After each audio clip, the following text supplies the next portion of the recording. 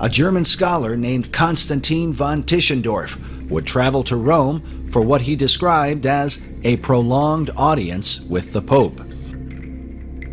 1 year later, Tischendorf arrived at St. Catherine's Monastery at the base of what is called Mount Sinai in Egypt.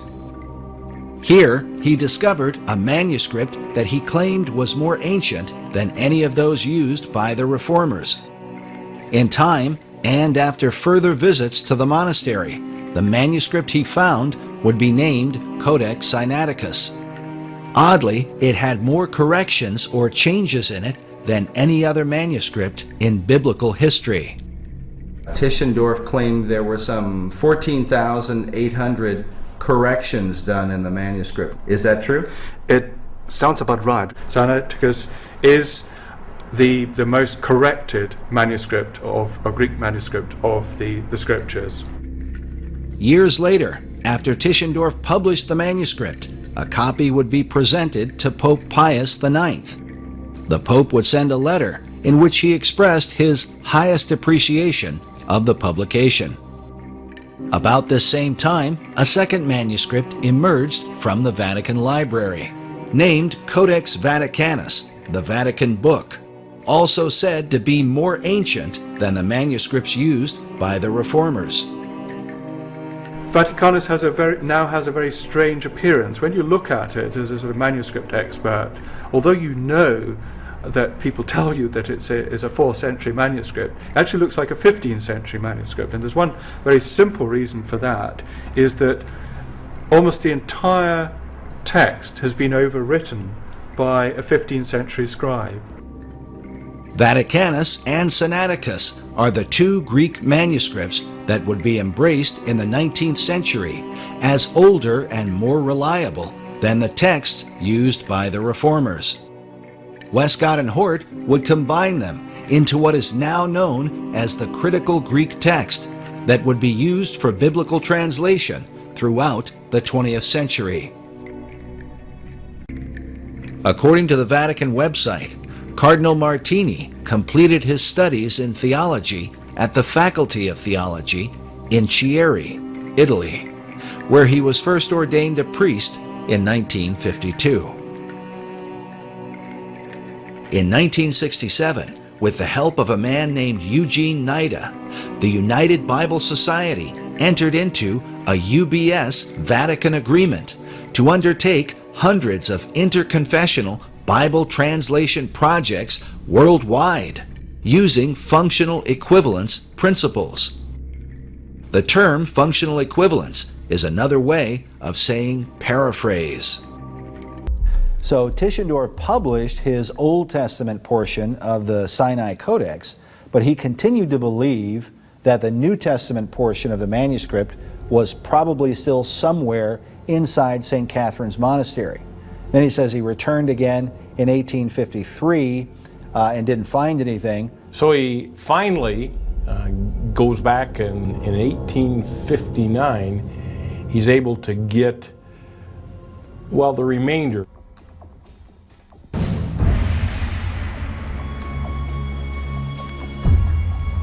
It was during Tischendorf's third journey to St. Catherine's Monastery in 1859 that he made his most famous discovery.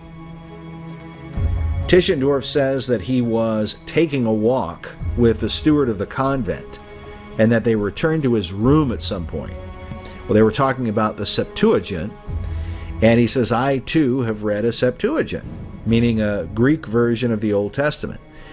So then he pulls out this bulky manuscript that was supposedly wrapped in red cloth, and he shows it to Tischendorf. Tischendorf wrote, I unrolled the cover and discovered to my great surprise not only those very fragments which, 15 years before, I had taken out of the basket, but also other parts of the Old Testament and the New Testament complete.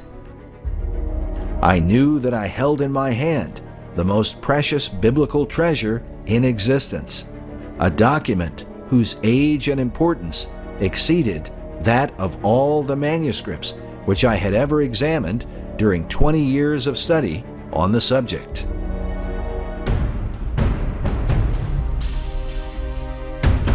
Tischendorf would transcribe and eventually publish the manuscript under the name Codex Sinaiticus.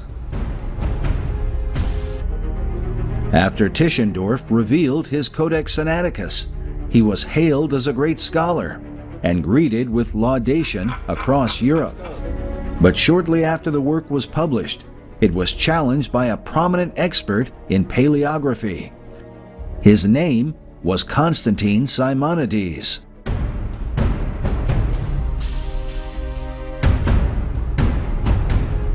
Constantine Simonides is undoubtedly the forgotten link in the history of Codex Sinaiticus, and it's because he waged an open and a public debate against Tischendorf for about 4 years, arguing that Codex Sinaiticus was not an ancient manuscript.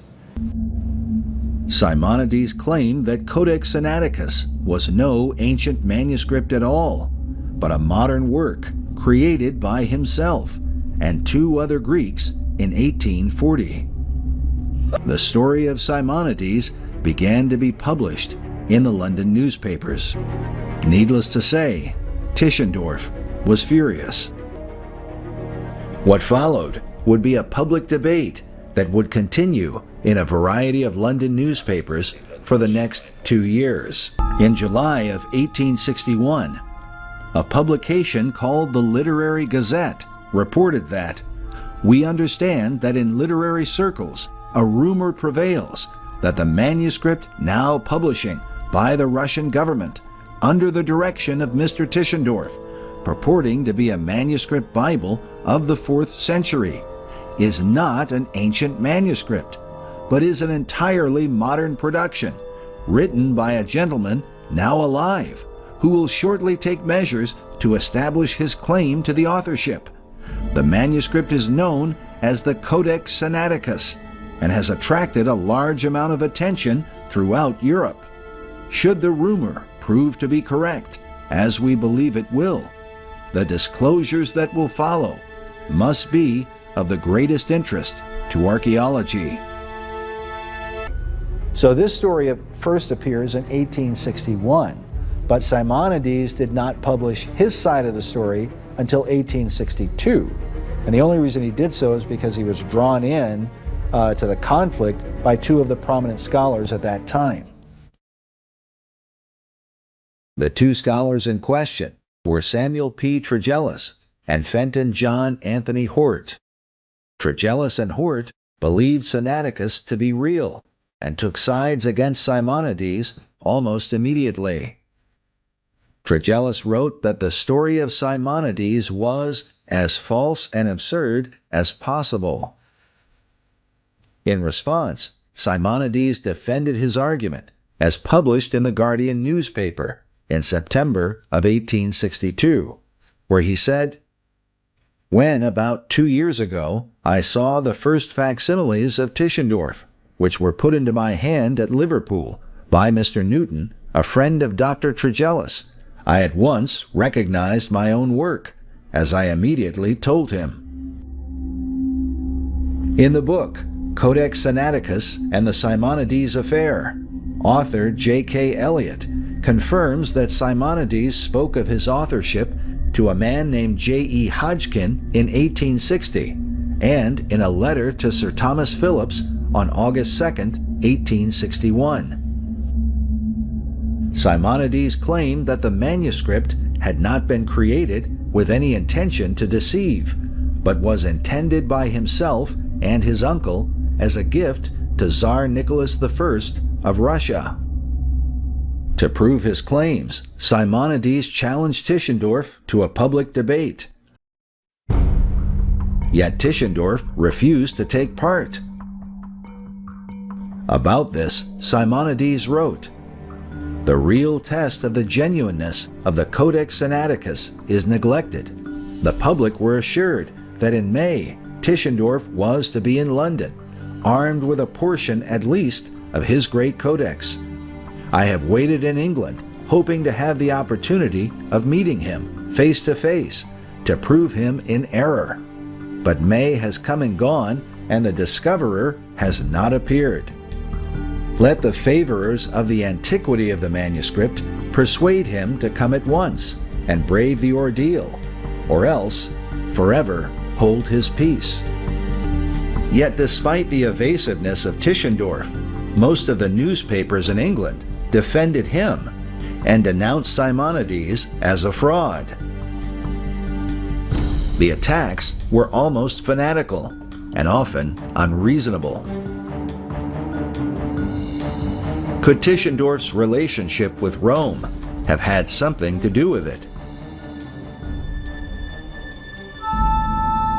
Yet Simonides was not without his supporters. Another paper, called the Literary Churchman, questioned the antiquity of Codex Vaticanus and argued that Simonides should be heard. They said, "For ourselves, we must profess entire impartiality. Though we were quite ready, from the first, to admit the importance of the discovery of Tischendorf, we are not prepared at this moment to say with Dr. Trigellus that the statements of Simonides are as false and absurd as possible. Tischendorf applies these terms, false and absurd, just now to Trigellus himself." The reason Tischendorf attacked Trigellus was because he disagreed with him about the writing of Codex Vaticanus. Trigellus said, "On one point, I believe that I differ materially from Tischendorf as to the writing of the manuscript. He thinks that he sees traces of various hands having been employed, in such a way that a change of writer must have frequently taken place. I believe that the difference is to be attributed to the scribe having more or less ink in his style, the ink being more or less thick, and the surface of the vellum slightly varying." After the initial attacks against him began, Simonides asserted that these scholars in reality knew little or nothing about ancient manuscripts. In response to one of his critics, he wrote, "Neither you nor Tischendorf possess the true knowledge of paleographical science. You have only learned to say at random, 'This is genuine and this is spurious,' but you do not know the reason." This comment might be brushed aside, but for the often repeated testimony that Simonides exceeded his contemporaries in the expertise of manuscript evidence. James Farrar, in his 1907 book on literary forgeries, wrote that Tischendorf was only the senior of Simonides by 5 years, and in the science of paleography had neither his knowledge nor his experience. Another scholar whose testimony was chiefly regarded was Henry Bradshaw, keeper of manuscripts at the Cambridge University Library. Bradshaw sided with Tischendorf, and once this was known, he was confronted in person by Simonides. In a letter describing the encounter, Bradshaw wrote, "Dr. Simonides wrote to me to convince me and my friends that it was quite possible for him to have written the volume in question. He had invited some of us to Christ College to discuss matters fairly. He could speak and understand English pretty well, but his friend was with him to interpret and explain. They really seemed to believe that all people in the West were as ignorant of Greek as the Greeks are of Latin. But the great question was, how do you satisfy yourselves of the genuineness of any manuscript? I first replied that it was really difficult to define, that it seemed to be more a kind of instinct than anything else.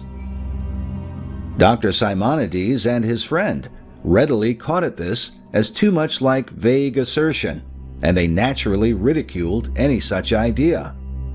But I further said that I had lived for 6 years past in the constant, almost daily habit of examining manuscripts.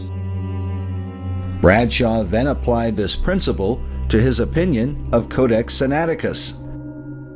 When Simonides objected, Bradshaw said, "I told him as politely as I could that I was not to be convinced against the evidence of my senses.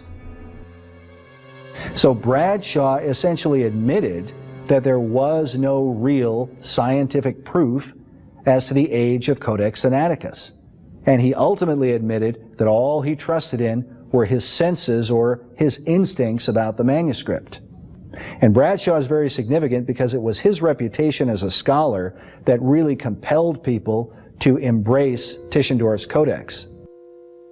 Bradshaw further said that Dr. Simonides always maintained that the Mount Athos Bible, meaning Codex Sinaiticus, written in 1840 for the Emperor of Russia, was not meant to deceive anyone, that it was Professor Tischendorf's ignorance and inexperience which rendered him so easily deceived where no deception was intended.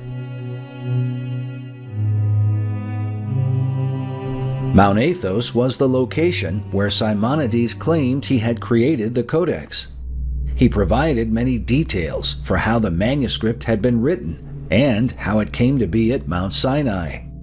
He also provided many names of those in the Greek world who he said could confirm that he created the manuscript. In December of 1862, a publication called the Brighton Observer reported that Professor Tischendorf, having visited the Holy Land, returned to Europe with a voluminous manuscript that he obtained from the library of the monastery of Mount Sinai, the earliest known copy of the Bible. In time, one of the parts fell into the hands of Simonides, who at once recognized it as a manuscript he had himself executed. He made his assertion public that the Codex Sinaiticus had been written by himself. But Tischendorf and the learned men of Germany refused to recognize the claims of Simonides and continued its publication. Things went on this way, some persons believing Simonides, some Tischendorf.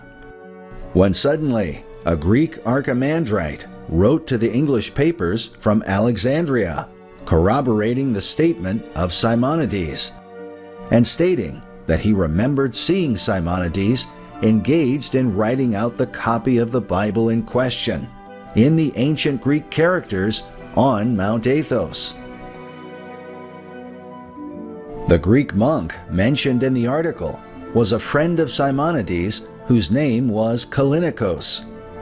Callinicos wrote a series of letters to the English newspapers confirming the story of Simonides and denouncing Tischendorf, whom he called the master and pupil of all guile and all wickedness. In one of his letters, published in the Literary Churchman, Callinicos wrote, "I repeat that the manuscript in dispute is the work of the unwearied Simonides and of no other person. A portion of this was secretly removed from Mount Sinai by Professor Tischendorf in 1844. The rest, with inconceivable recklessness, he mutilated and tampered with, according to his liking, in the year 1859. Some leaves he destroyed, especially such as contained the acrostics of Simonides." What's interesting is Callinicos' mention of how Tischendorf destroyed the pages that had the markings of Simonides on them, which may explain why some of the pages were burned.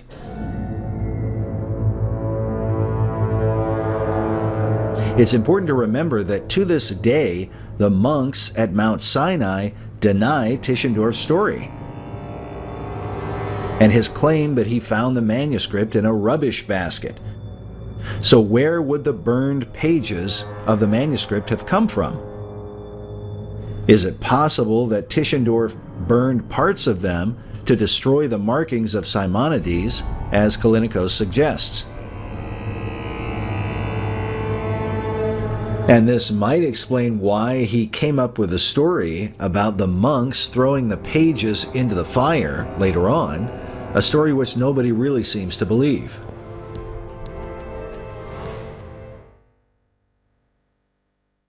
Callinicos claimed that he himself had been at St. Catherine's Monastery when Tischendorf was there, and that Tischendorf took the first pages of the manuscript without permission. He said, "I further declare that the codex which Dr. Tischendorf obtained is the identical codex which Simonides wrote, inasmuch as I saw it in the hands of Tischendorf and recognized the work." Callinicos also claimed that the manuscript had been washed with lemon juice and herbs to weaken the appearance of the letters and to give it a more ancient look. In response to these accusations, the supporters of Tischendorf insisted that Simonides had forged the letters himself, and they claimed that Callinicos was a fictional character. Yet in his book, James Farrar tells us that Callinicos was indeed a real person, and that his letters cannot be brushed aside as the testimony of a fabulous being. Yet the letters of Callinicos bear within them an almost prophetic warning about the Codex. He wrote to the newspapers in 1862 that, "You will greatly sin in foisting on the world a new manuscript as an old one, and especially a manuscript containing the Holy Scriptures.